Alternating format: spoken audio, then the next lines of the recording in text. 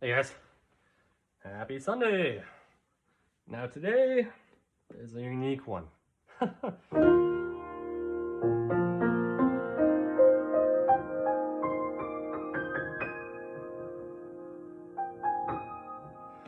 Where something I learned in church today, actually. I just got back from there.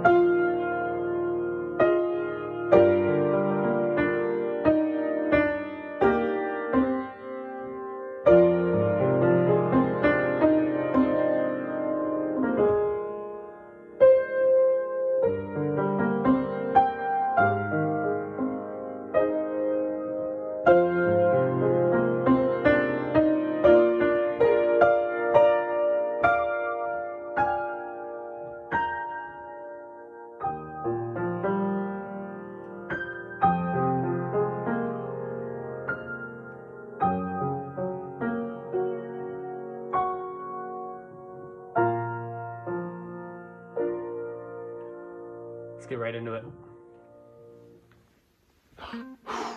Hi guys, how are we?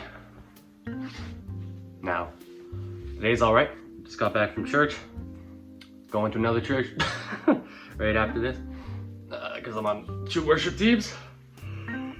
Oh, man.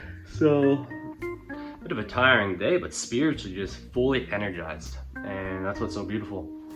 Even though, it's pretty rainy and, some would say a lazy day, but gosh, I believe God is just so overcoming that the rain is beautiful. The tiredness is beautiful. Because the greenery comes from it, right? The greenery in the case of rain, or the fruits that which we sow, right? From the hard stuff we do. So that's why we're in the book of Matthew, chapter 5 today.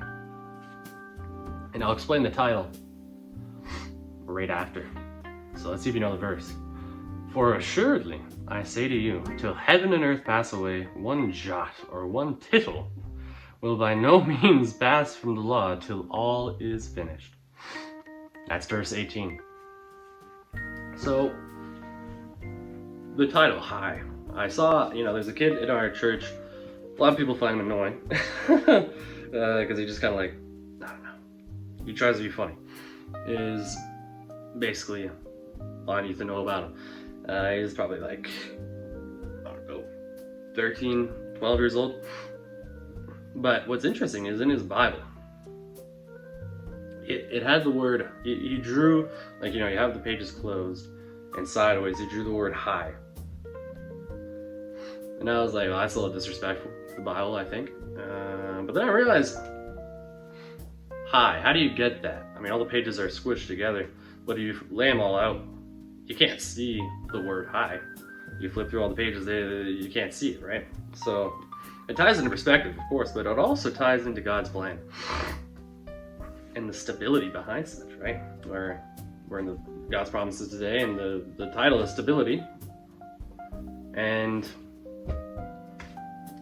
And a lot of us wonder, we have free will, but how does God have a plan? But it's very simple in that God gave us free will. So obviously he has a plan. He can give us something so powerful to restrict his power in such a way that we're not robots, but rather can be believers. We can have faith, the beauty and such. I think is remarkable. And that's why God's plan, we live each day page by page. And we can't see the chapters and what they mean for our life until we look back on them, right? And in this book's case, you look back on it and said hi. But when we put all those pages together at the end of that chapter in our lives, what does it say to us? What have we learned?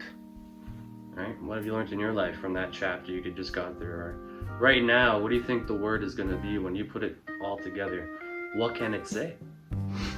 Because if you just take it page by page, you can't see the word. You can't figure out what God is trying to teach you. Well, you put them all together, and wow, God meant for these pages to align in such a way that they really just taught you something. And if you're not looking for that, well, frick, you're missing out on such a beautiful lesson that comes in such a way that is only unique to God, right? Where his plan for us, I mean, he knows the full picture, right? I've talked about puzzle pieces before, fitting them all together. But in this case, that's like long-term stuff. Right now, we're just thinking chapter by chapter in this kind of book analogy. Because, you know me, I love my analogies. And with it, I think there's a lot of wisdom, just seeing this little, I mean, what seems insignificant, this high, really just taught me like, wow, you can't try and make your own path, because you'll end up just seeing the words that make the world is noisy, right?